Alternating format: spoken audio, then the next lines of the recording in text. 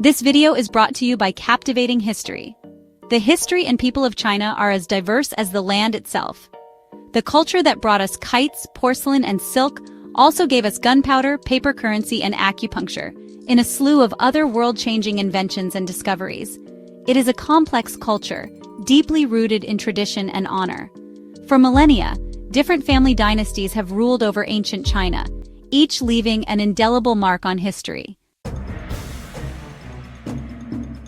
The simple beauty of Chinese art and the delicate imagery created by its poetry belies the violence of the Chinese military might that pushed expansionism and conquest. A quick overview of the history of China will help us to better understand the complexity of this unique and fascinating culture. Although people inhabited China much longer, historians believe that the first Chinese dynasty was the Shah dynasty, which ruled between 2100 and 1600 BCE. The only evidence we have about the Xia dynasty, however, comes from texts written around 1300 BCE, long after this dynasty's rule was over. There is definitive proof of the Shang dynasty, which began around 1600 BCE. The center of the Shang dynasty was the vassal state called Zhao. The peasants of the Shang dynasty lived on the rice they farmed, while the upper classes of society enjoyed beef, pork, poultry, and venison. To make their meager allotment of protein go further, the Chinese peasants developed a way to chop fish, chicken, or eggs into tiny bits that were stir-fried with rice and pieces of vegetable. A method of cooking that remains popular in China and around the world to this day. It is also during the Shang dynasty that the Chinese system of writing began. The Chinese script started as a series of pictograms, but over time, the images became easier to duplicate and serve more as a symbol than an actual depiction. During the Shang dynasty, as many as 3,000 new Chinese characters were introduced. Years later, the people of China had arranged themselves into 7 distinct states, each with its own cultural identity, leaders, goals, and customs. One state, the Qin, grew more powerful than the others. As is usual with power comes greed. In BCE, the Qin state, with a sizable, well-organized army, defeated the 6 other states to seize control of China. Although the Qin army was formidable, had the other 6 states banded together, they could have been victorious. However, they chose not to work together against a common enemy. When the final state fell, the Qin dynasty was born. Of course, there were those who opposed the new Qin dynasty. According to one tale, in 227 BCE, 2 would-be assassins presented King Zhen of Qin with a map of their region. Hidden within the rolled-up map, however, was a dagger. The assassins were thwarted when the lengthy dagger failed to come easily out of the map, giving time for the king's guards to subdue the assassins. After this event, King Zhen changed his name to Qin Shi Huang and was declared China's first emperor. As emperor, he sought to remain unseen by his subjects, hidden in a temple and traveling from place to place via a network of elevated tree-lined roads built solely for his use.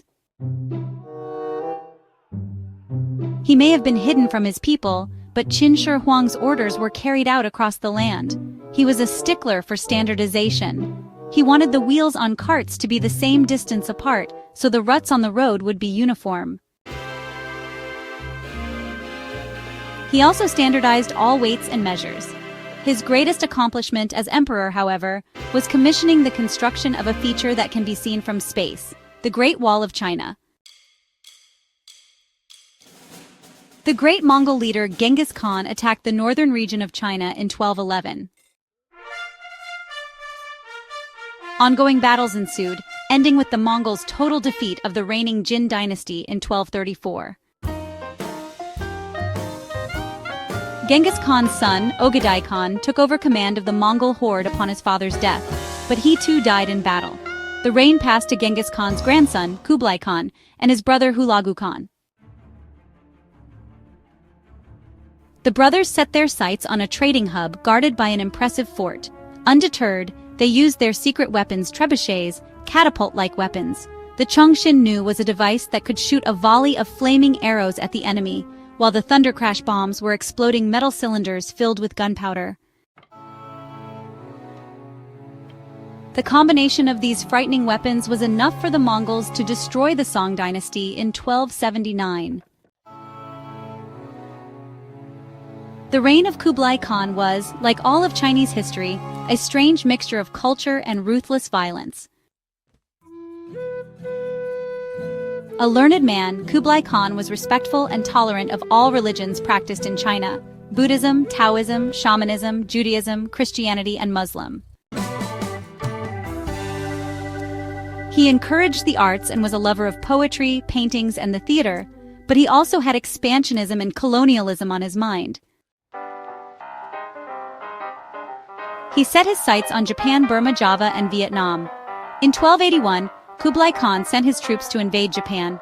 His fleet of more than 3,500 ships, however, had a catastrophic failure to communicate, and the Japanese forces repelled their advances. The remaining men returned to China to lick their wounds and regroup. In 3 battles in 1257, 1284, and 1285, Kublai Khan's forces attempted to seize Vietnam, but in all 3 battles, the Great Mongols were defeated. Between 1277 and 1287, Khan's men engaged the armies of Burma as they tried to invade that region. This time they succeeded in subduing the people of Burma, but Khan's plan to make them pay high taxes failed. The bulk of the Burmese people were poor farmers trying to eke out a living in a region besieged by drought. They simply had nothing to give. Once Kublai Khan knew their plight, he took pity on them.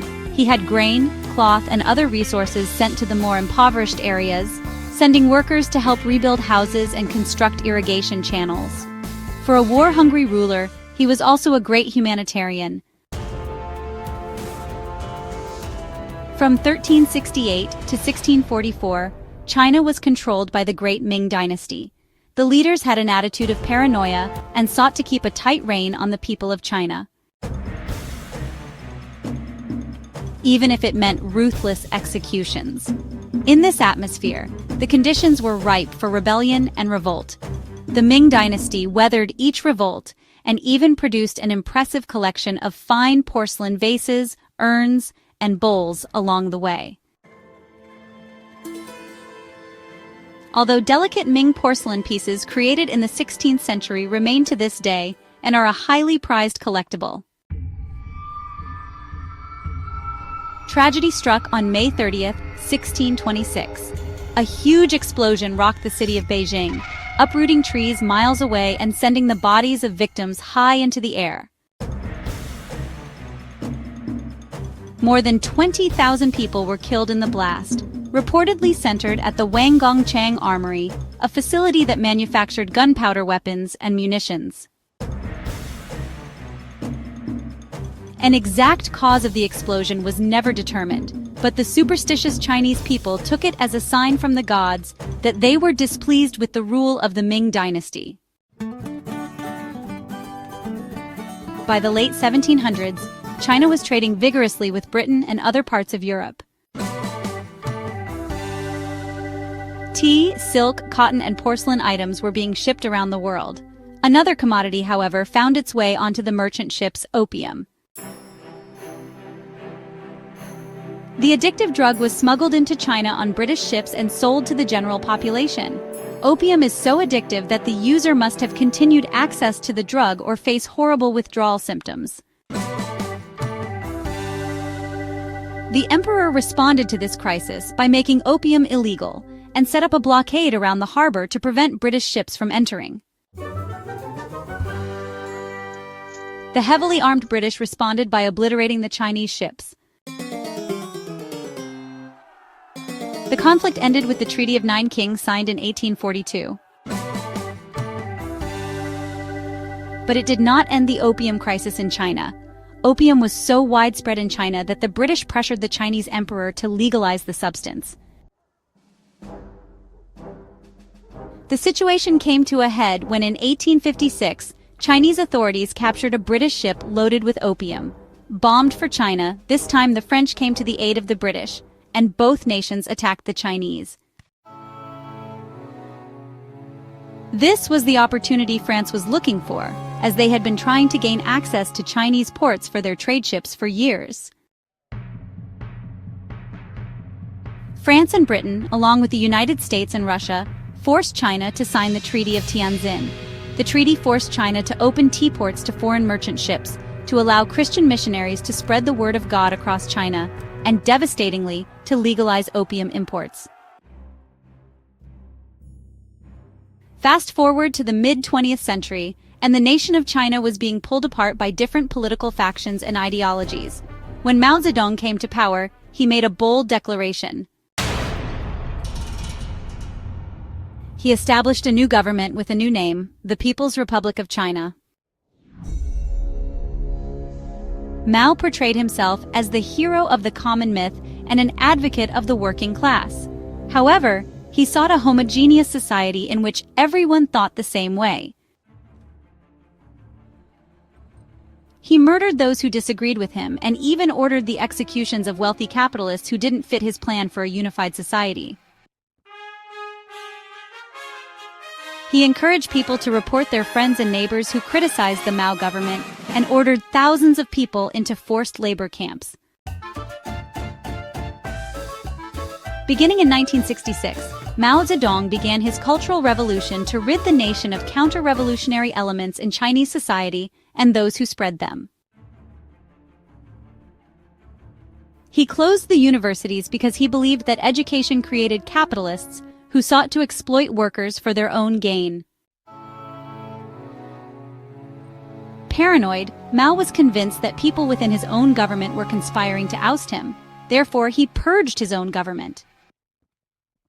The massacres, starvation, and famine killed somewhere around 20 million people. When Mao Zedong died in 1976, his seat was filled by Deng Xiaoping. Deng's first order of business was to reverse the restrictions and culture of fear from Mao's Cultural Revolution.